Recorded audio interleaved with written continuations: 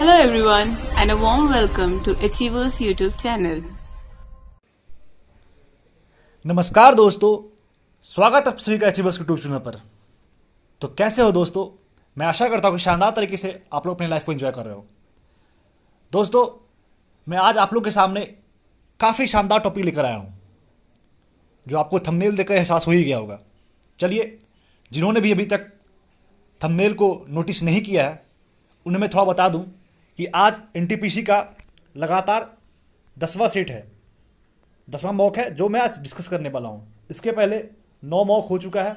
तो जिन्होंने अभी तक पिछले 9 मॉक नहीं देखे हैं, पिछले 9 मॉक के क्वेश्चंस को नहीं देखे हैं, वो जाएं और पहले जितने सारे मैं क्वेश्चंस हमारी टीम की द्वारा कराया गया है वो सारे को देख ले।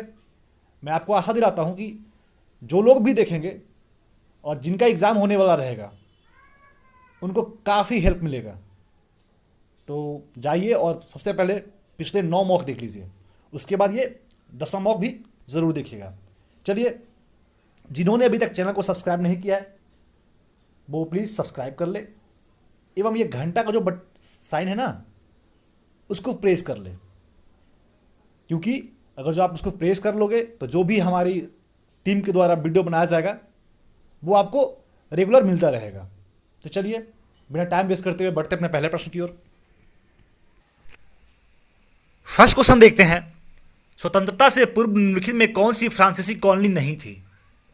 ये पटना जो था वो इंडिपेंडेंस के पहले फ्रांसीसी कॉलोनी नहीं था। पुडुचेरी था, सूरत था और गोवा था। अब ये फ्रांसीसी कॉलोनी क्या है ये तो जानना पड़ेगा हम लोग को। तो जो भी लोग, हमारा देश जब आज़ाद नहीं हुआ था तो हमारे देश में बहुत सारे लोग का शासन हुआ करता था।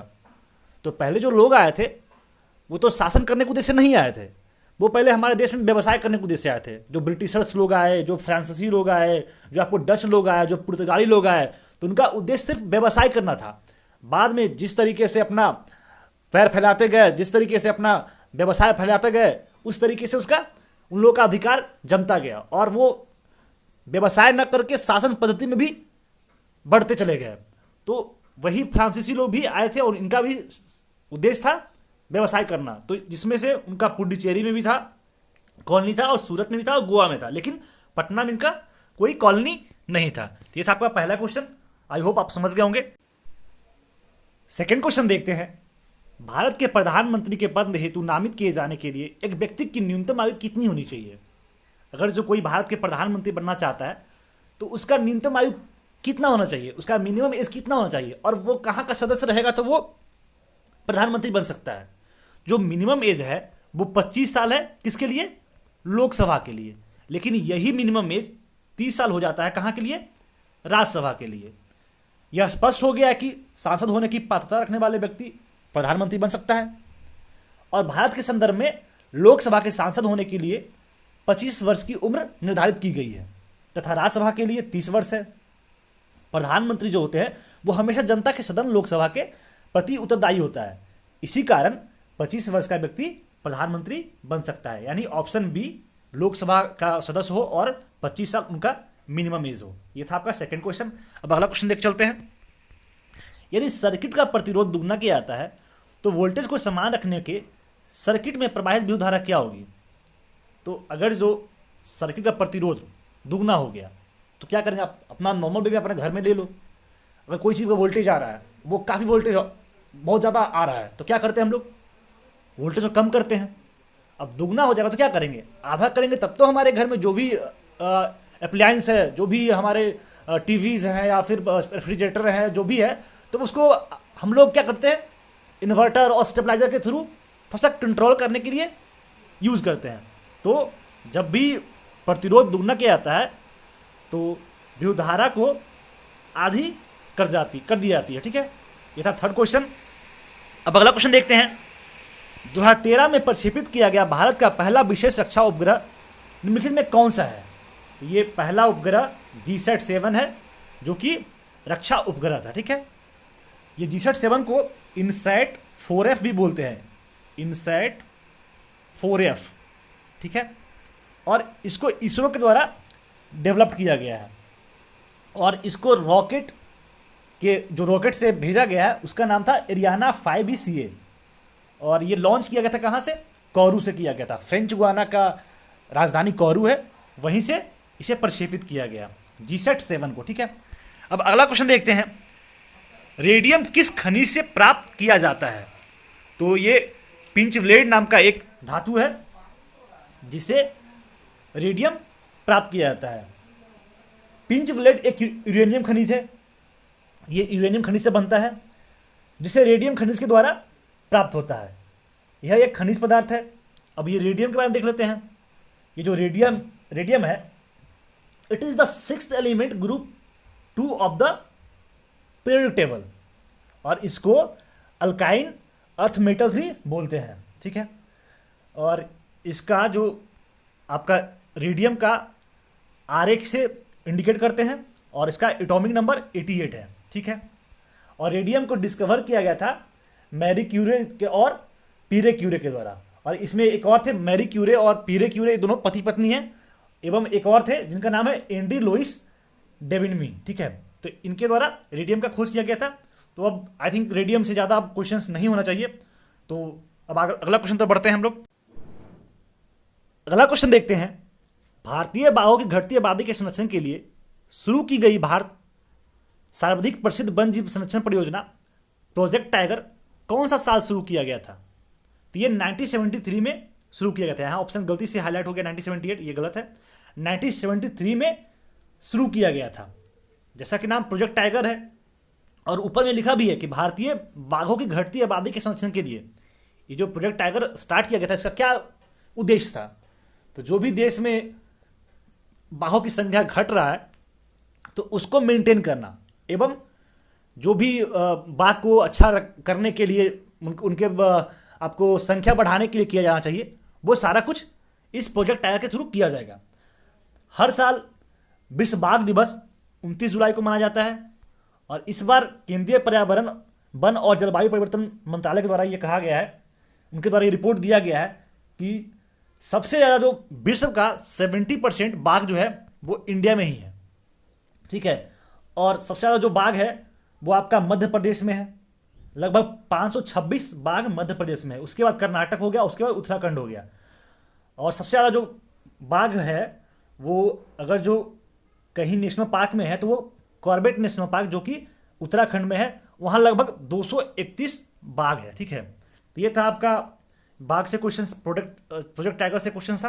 तो आई थिंक इसमें जो भी फैक्ट्स मैं देना चाह रहा था वो मैं दे दिया हूँ, और करेंट से मैं भी आपको जोड़ के इसका फैक्ट्स दे दिया हूँ। ठीक है, तो अब अगला क्वेश्चन तो बढ़ते हैं हम लोग।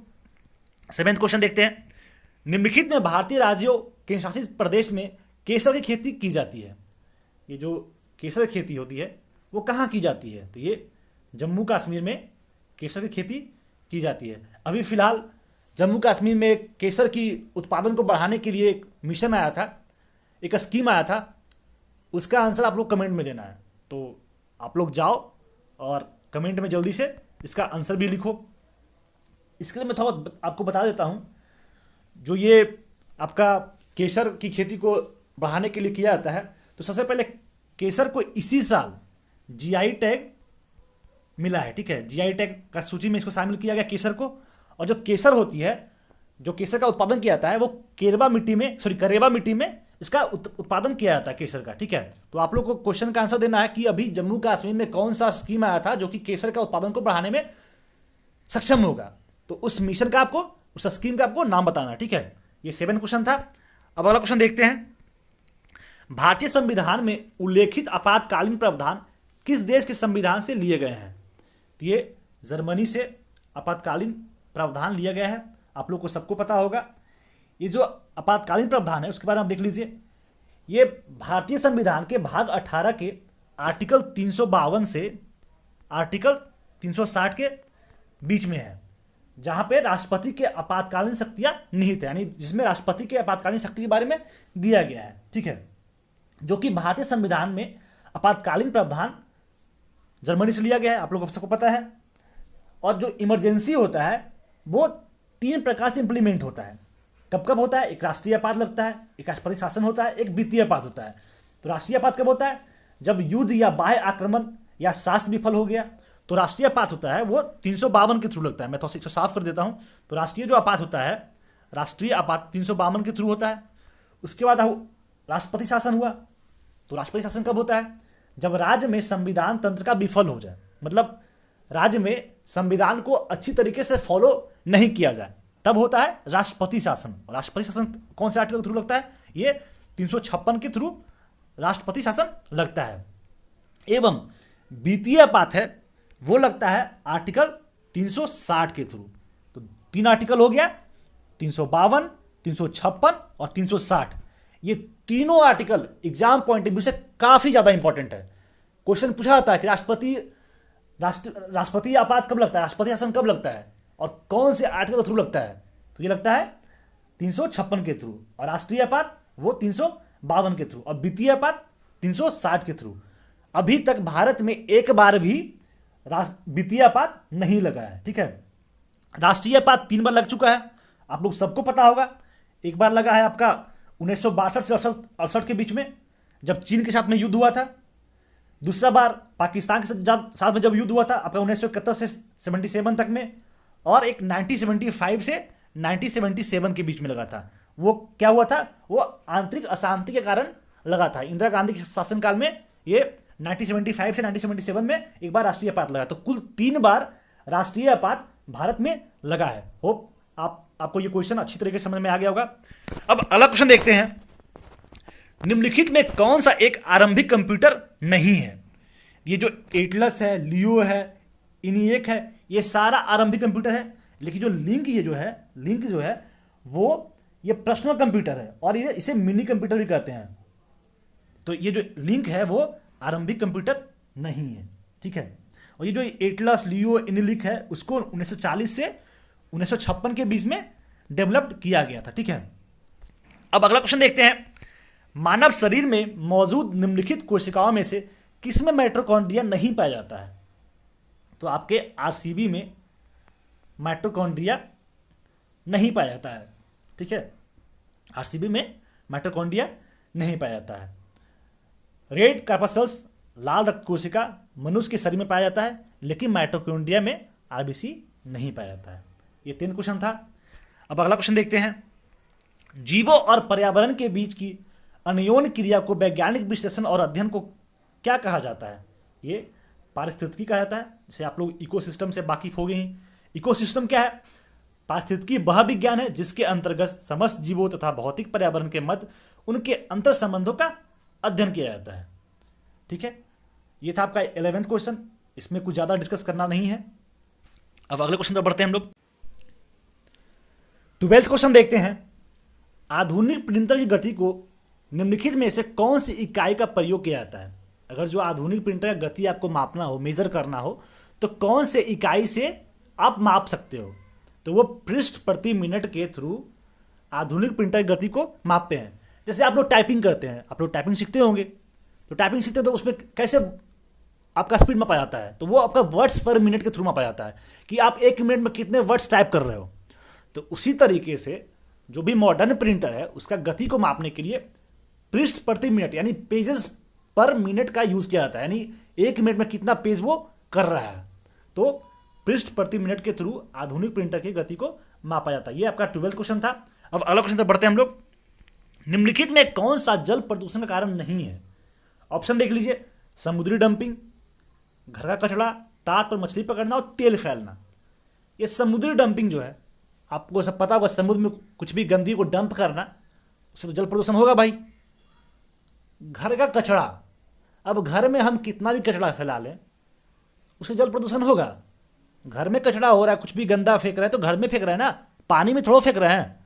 तो इसका आंसर आपका घर का कचरा होगा। ठीक है, आपका जल प्रदूषण एक चक्र है जो समुद्री डंपिंग, तट पर मछली पकड़ना एवं तेल फैलना, ये तात नहीं है, तट है। ठीक है, तट पर मछली पकड़ना, ये सब एक क्या जल प्रदूषण का कारण है। ठीक है, लेकिन घर का कचरा ये नॉर्मल आपका घर में हो रहा है कचरा, तो फिर इससे जल कभी भी प्रदूषित नहीं हो सकता है। अब अगले क्वेश्चन पर बढ़ते हैं हम लोग। महिलाओं ने अपनी पहली बार किस वर्ष में ओलंपिक खेलों के सभी प्रतिस्पर्धा में हिस्सा लिया था? तो महिलाओं के द्वारा 2012 में सभी खेलों में सभी खेल, ओलंपिक के सारे खेल में प्रतिस्पर्धा में हिस्सा लिया था, लेकिन महिलाओं ने साल 1900 ईस्वी में ओलंपिक में हिस्सा लिया था। मतलब खेलने के लिए तो आए थे, मतलब एक दो गेम में पार्टिसिपेट किए होंगे, लेकिन सारे खेल में 2012 में वो पार्टिसिपेशन करना स्टार्ट किए। ये पहले आधुनिक ओलंपिक के 4 साल बाद आयोजित हुए थे, ठीक है। उसके बाद से जो भी फर्स्ट समर ओलंपिक हुआ था वो कब हुआ था, कहाँ हुआ था, तो ये 1896 में ग्रीस का राजधानी एथेंस में हुआ था। अब चलिए आप लोग ये बताइए कि जो 2021 का समर ओलंपिक है वो कहाँ होने वाला है। ज़्यादा क्वेश्चन हो जाएगा आप लोग से क्या, चलिए मैं ही बता देता हूँ। 2021 का जो समर ओलंपिक है वो जापान की राजधानी टोक्यो में होने वाला है, ठीक है। मैं आप लोग से बहुत सारा क्वेश्चन पूछूंगा, तो आपको इरिटेट नहीं होना है, क्वेश्चन का आंसर देना भाई। एग्जाम में क्वेश्चन पूछा जाएगा, आप वहाँ पे सही कर लोगे, थोड़ा सा यहाँ पे मेहनत कर देना ना, क्या फ़र्क पड़ जाएगा, मेहनत ही तो करना पड़ेगा थोड़ा सा। अगला क्वेश्चन देखते हैं, किस यमनी पत्रकार और राजनेता को मानवाधिकार के क्षेत्र में उसके योगदान के लिए 2011 में नोबेल शांति पुरस्कार से सम्मानित किया गया। तो इनका नाम क्या है, तवाकुल करमान, ये फीमेल है जिन्हें 2011 में नोबेल शांति पुरस्कार से सम्मानित किया गया। ये यमन के पत्रकार और राजनेता थे, यमन के प्रसिद्ध महिला अधिकार कार्यकर्ता, जिन्होंने यमन में महिलाओं के अधिकार संरक्षण और सशक्तिकरण के लिए उल्लेखनीय योगदान दिया था। विमेन इंपावरमेंट के लिए एवं विमेन के राइट्स के लिए इन्होंने काफ़ी ज़्यादा काम किए हैं।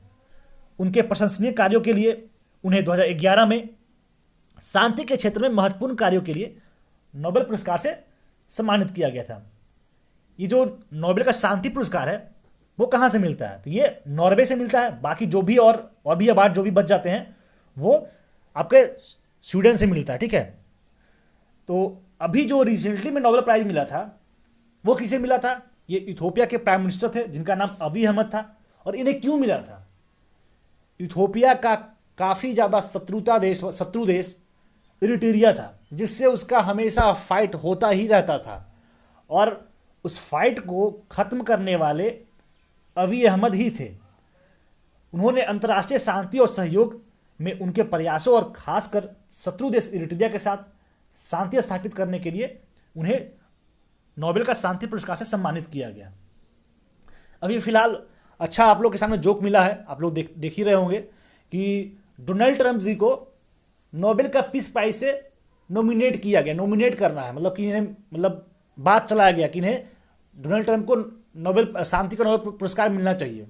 देखिए कैसा मजाक है और कितना हद तक इस मजाक को लोग साथ देते हैं, वो तो समय बताएगा।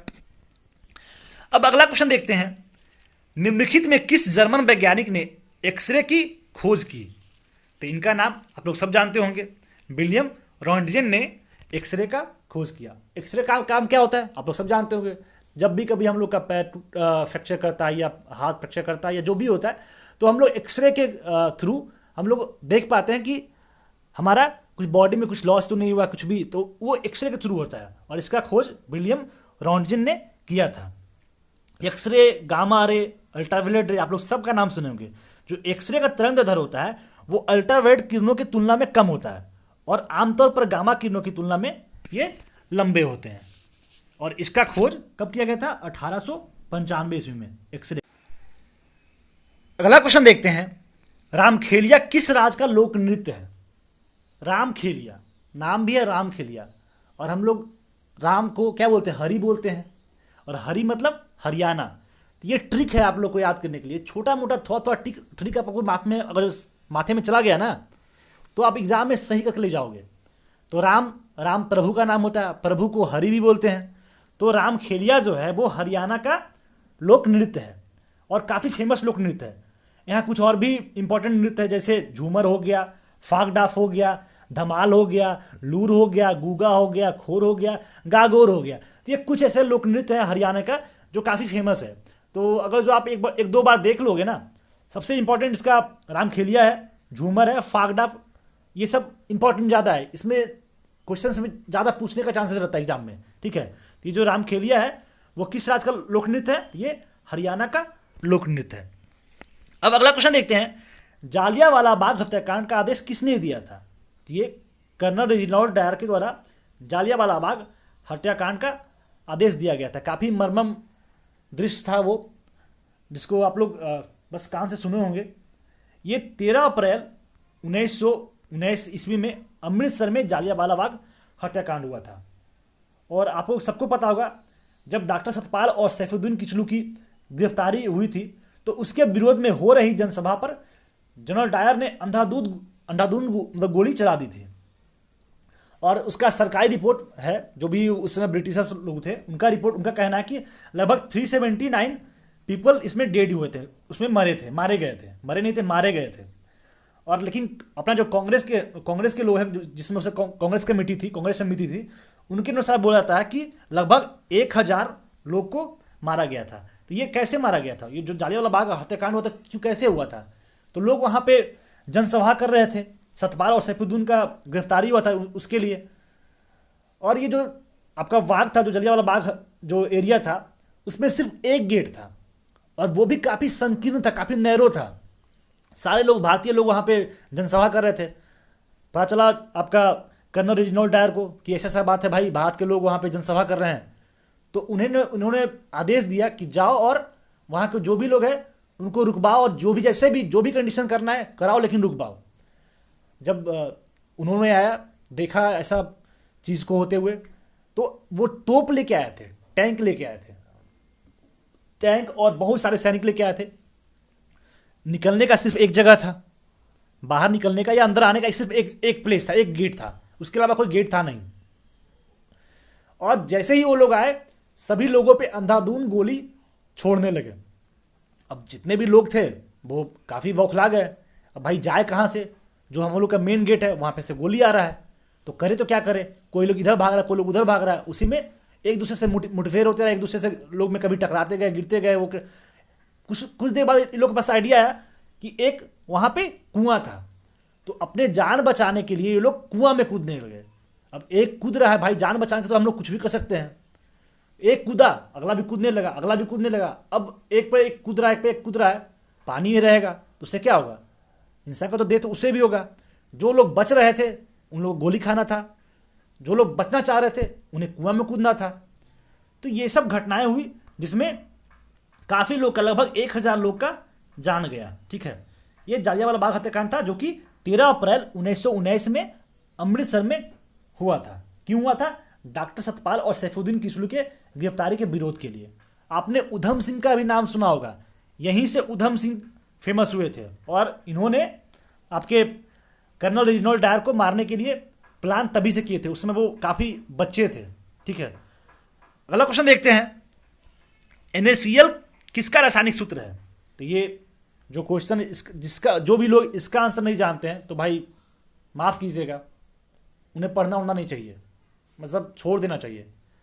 आपको NaCl का रासायनिक सूत्र पता नहीं है ना, छोड़ दीजिए, क्या फ़ायदा। सब लोग पढ़ाई होकर महान बनता है क्या? बिल्कुल नहीं बनता है। तो जिन्हें पता है वो तो मुबारक हो आपको। तो NaCl जो है वो नमक का रासायनिक सूत्र है, इससे कुछ ज़्यादा डिस्कशन करना है नहीं। अब अगला क्वेश्चन देखते हैं, मूल तत्वों की आवर्त सारणी बनाने के वाले पहले वैज्ञानिक कौन थे? ये मेंडलीफ जी थे, जो कि मूल तत्वों की आवर्त सारणी बनाने वाले फर्स्ट वैज्ञानिक थे। इनका पूरा नाम डेमित्र इनोविच मेंडलीफ था। यह एक रूसी रसायन आविष्कारक थे। इन्होंने तत्वों के आवर्त सारणी का प्रतिपादन किया था। क्या नाम था इनका पूरा नाम? देमित्री इवोनोविच मेंडलीफ। ठीक है, देमित्री इवोनोविच मेंडलीफ। ठीक है, अब अगला क्वेश्चन देखते हैं, निम्नलिखित में से किस देश को 2011 में स्वतंत्रता प्राप्त हुई थी? ये दक्षिण सूडान कंट्री है जिसको 2011 में स्वतंत्रता प्राप्त हुआ था। अब दक्षिण सूडान है, उसका राजधानी कहाँ है? साउथ सूडान का राजधानी कहाँ है? जूबा है। कहाँ है? जूबा है। तो ये आपका अफ्रीका कॉन्टिनेंट का देश है, आप लोग सबको पता होगा। साउथ सूडान को 2011 में इंडिपेंडेंस मिला था। ठीक है, अब अगला क्वेश्चन देखते हैं, वैज्ञानिक नाम होमो सैपियंस का अर्थ क्या है? तो इसका अर्थ है कामकाजी आदमी। ठीक है, जो वेल डेवलप्ड हो, जो हर काम को करने में सक्षम हो, जिनके पास सब कुछ हो। काम कौन करता है? कोई भी काम करने का तरीका क्या होता है? वे क्या होता है? स्मार्ट वर्क क्या होता है? जिसके पास दिमाग होता है, जिसके पास तरीका होता है, जिसके पास माइंड होता है, वही तो कामकाजी आदमी होता है। ये होमोसेपियंस होता है, कामकाजी आदमी को बोला जाता है। ठीक है, अब अगला क्वेश्चन देखते हैं, निम्नलिखित में से कौन सा सत्य है? तो ऑप्शन ए, रेटिना पर बनने वाले प्रतिबिंब हमेशा उल्टा होता है, ये बिल्कुल सत्य है। ये दृष्टि पटल यानी रेटिना आंख के अंदर एक प्रकाश संवेदी उत्तक परत को कहते हैं। ये एक लेयर होता है आंख के अंदर जो कि जहां पे प्रकाश जाता है, और उसी को हम रेटिना कहते हैं। आंख की प्राणी लेंस की सहायता से इस पटल पर सामने का दृश्य प्रकाश रूप में उतरती है, और यह पटल लगभग एक फिल्म कैमरे की भांति उसे रासायनिक और विद्युत अभिकारी क्रियाओं के द्वारा श्रेणी के द्वारा तंत्र को भेजती है, जिससे समझ सके कि कुछ चीज को हम देख रहे हैं तो क्या देख रहे हैं। तो ये जो होता है वो रेटिना पर बनने वाले प्रतिबिंब हमेशा उल्टा होता है। इसका एक काफ़ी शानदार वीडियो श्रेया मैम के द्वारा लाया गया है, तो जिन्होंने भी अभी तक उस वीडियो को नहीं देखा है, लाइट से संबंधित वीडियो है, और ह्यूमन आई पे भी 2-3 वीडियो है, मतलब इस चैप्टर से 2-3 वीडियो है। ठीक है, तो ह्यूमन आई पे भी एक वीडियो है, तो जिन्होंने अभी तक वो वीडियो को नहीं देखा है वो जल्दी से जाए, लिंक के नीचे लिंक दिया गया है, उस लिंक के माध्यम से जल्दी से वो वीडियो देखें, काफ़ी मज़ा आने वाला है। इनके द्वारा जो बीच बीच में जो क्रिएट किया गया ना, जो समझाने का तरीका है ना, वो काफ़ी अव्वल है। तो आप लोग जाएं और प्लीज़ एक बार देखें, काफ़ी मज़ा आने वाला है आप लोगों को। अगला क्वेश्चन देखते हैं, पशुओं प्रजातियों ज़्यादातर किस कारण से लुप्तप्राय हो रहे हैं? लुप्तप्राय मतलब किस कारण से वो विलुप्त हो रहे हैं, किस कारण से वो धरती पर एग्जिस्ट नहीं कर रहे हैं। तो इनका आवास विखंडन के कारण ये लुप्त हो रहे हैं। जिस तरीके से अभी क्या हम लोग का जिस तरीके से जिस लेवल से पॉपुलेशन बढ़ रहा है, तो क्या अभी एक जो पृथ्वी है, जो जमीन है, वो इलास्टिक तो है कि हम लोग जिस तरह से जनसंख्या बढ़ते जा रहे हैं और वो इस तरह से फैलता जाएगा। जो आपका एरिया है वो तो एक कंट्रोल्ड एरिया है, इतना ही है, और उसमें ही आपको रहना है। तो अगर जो हम लोग का जनसंख्या ज़्यादा बढ़ेगा तो जहाँ पे वन वगैरह है उसको कटाई करेंगे रहने के लिए, वही तो उपाय है, और तो कोई उपाय है नहीं। कहाँ पे इसे एक जगह पे कितना लोग रह सकते हैं? तो अब वन में क्या आता है, जो जंगलों में क्या होता है कि आपका जानवर लोग रहता है। अब अगर आप वहाँ जाने लगोगे तो वो वहाँ से भागने लगेगा। अगर जो नहीं भागता है तो क्या आप लोग करेंगे? क्या हम लोग द्वारा किया जाएगा? उसको मारा दिया जाता है, मतलब मारा जाता है। तो उससे क्या होता है, आवास विखंडन के कारण ये लुप्त हो रहा है। मनुष्यों द्वारा पशुओं का अत्यधिक हानि पहुंचाया गया है। यह एक इन्वायरमेंट जो सर्वे किया जाता है, जो पर्यावरण सर्वे किया जाता है, उसके अनुसार बताया गया है कि पशुओं की प्रजाति को ज़्यादातर अत्यधिक आवास विखंडन के कारण विलुप्त प्राय हो रही हैं। ये था आपका 24वां क्वेश्चन। अब अगला क्वेश्चन देखते हैं, निम्नलिखित मस्जिद में से किसका निर्माण मुगल सम्राट शाहजहां के द्वारा किया गया था? तो ये जामा मस्जिद जो कि दिल्ली में है, जिसको शाहजहां के द्वारा निर्माण किया गया है। यह जो जामा मस्जिद है वो 1656 ईस्वी में निर्माण आपका शाहजहां के द्वारा करवाया गया था। ये जो जामा मस्जिद है दिल्ली में तो है, लेकिन ये पुरानी दिल्ली में है, हमेशा याद रखिएगा। ये जो है जामा मस्जिद है वो पुरानी दिल्ली में है। इससे आपका लाल किला का महज मतलब लगभग 500 मीटर का डिस्टेंस है। और ये जो जामा मस्जिद है वो भारत की सबसे बड़ी मस्जिद है। ठीक है, यह जो जामा मस्जिद है लगभग आपको लाल संगमरमर के पत्थरों से बना हुआ है। ये था आपका जामा मस्जिद के बारे में फैक्ट्स। अब आई थिंक इससे ज़्यादा कुछ इसमें जानना नहीं है, तो अगले क्वेश्चन तरफ मूव करते हैं हम लोग। क्वेश्चन है, महान सम्राट अशोक किस वंश के थे? तो ये जो अशोक थे, आप लोग सबको पता होगा कि ये मौर्य वंश के सम्राट थे, मौर्य वंश का शासक थे, राजा थे। ठीक है, ये जो अशोक थे वो बिंदुसार के उत्तराधिकारी थे। ठीक है, और इन्होंने 269 ईसा पूर्व में मगध के राजगद्दी पर बैठा था। उसके पहले वो अवंती के राजपाल थे।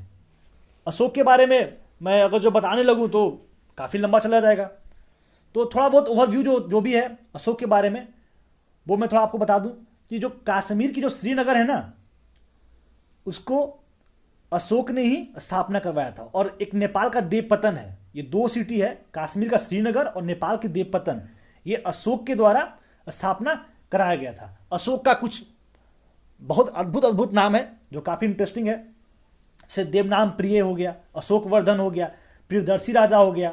तो ये सब उनका नाम है। ठीक है, इनका गुरु का नाम मोगाली पुत्र तीर्थ था, निर्ग्रोध था, उपगुप्त था। तो ये सब कुछ इंपॉर्टेंट है जो एग्जाम में पूछा जाता है कि अशोक के गुरु के नाम क्या था? तो ये इसमें मेघालीपुत्र तीस जो है वो काफी इंपॉर्टेंट गुरु इनके थे, ठीक है। उसके बाद से कुछ घटना है अशोक का, जैसे कलिंग पर आक्रमण, वो उनके राज्याभिषेक से कितने वर्ष के बाद हुआ था? तो वो उनके राज्याभिषेक से 8वें वर्ष में हुआ था कलिंग पर आक्रमण। उनके लाइफ में जो कलिंग था ना, वो काफी क्रिटिकल मोड़ लाया था, ठीक है। और ये जो कलिंग है उसको अशोक के 13th वृद्ध शिलालेख में उसका वर्णन किया गया, कलिंग युद्ध के बारे में, ठीक है। उसके बाद आपका तीसरे बौद्ध संगीति का जो आयोजन किया गया था वो उसके 19वें वर्ष पे, राज्याभिषेक के 19वें वर्ष के अकॉर्डिंग किया गया था, ठीक है। ये था आपका अशोक के बारे में। अगर जो इस पर और बात करूं तो काफ़ी लंबा चला जाएगा, काफ़ी लेंदी हो जाएगा। तो जो मैटर है उस पर देखते हैं कि महान स्मार्ट अशोक, सम्राट अशोक किस वंश के थे? तो ये मौर्य वंश के सम्राट थे अशोक, ठीक है। और ये बिंदुसार के बाद उत्तराधिकारी, मतलब बिंदुसार के पुत्र थे। अगला क्वेश्चन देखते हैं, श्रीलंका तब सिलोन को किस वर्ष डोमिनियन ऑफ सिलोन के रूप में स्वतंत्रता प्रदान की गई थी? तो ये 1972 में श्रीलंका को डोमिनियन ऑफ सिलोन के रूप में स्वतंत्रता प्रदान की गई थी। श्रीलंका जो है वो दक्षिण एशिया में हिंद महासागर के उत्तरी भाग में स्थित एक द्वीपीय देश है। और जो श्रीलंका और भारत के बीच में जो स्ट्रेट है उसको बोलते हैं पाक स्ट्रेट। क्या बोलते हैं? पाक स्ट्रेट। ये एग्जाम में पूछा जाता है कि श्रीलंका और भारत के बीच में जो जल डमरू है उसको क्या बोलते हैं? तो उसको पाक जल डमरू, पाक जल संधि बोलते हैं, ठीक है। 1971 में तब इसका नाम सिलोन था, 1971 में इसका नाम सिलोन था, 1972 में इसका नाम लंका रख दिया गया और 1978 में इसके आगे श्री जोड़ के श्रीलंका रखा गया। तो ये था आपका 27th क्वेश्चन, जो कि स्वतंत्रता प्रदान की गई थी कब? 1972 में, ठीक है। अब अगला क्वेश्चन देखते हैं, बाह्य अंतरिक्ष में यात्रा करने वाले प्रथम मानव कौन थे? तो इनका नाम यूरी गागरिन था, जिन्होंने बाह्य अंतरिक्ष में यात्रा करने वाले प्रथम मानव बने थे।